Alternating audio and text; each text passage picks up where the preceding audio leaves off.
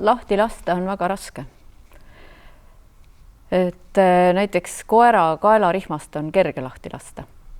Eile ma käisin koeraga jalutamas, siis koer tõmbas mind ja tõmbas nii kõvasti, et ma lasin rihmast lahti.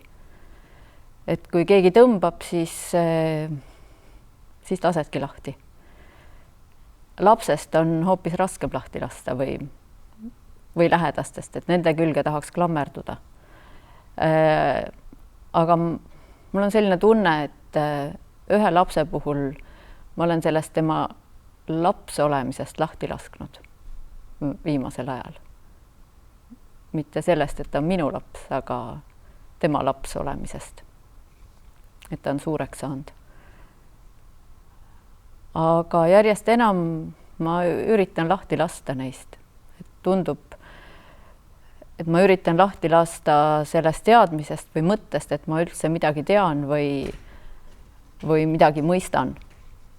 Ja tuleb ka teistest lahti lasta, et sa oled ikkagi üksinda ja pead ise hakkama saama.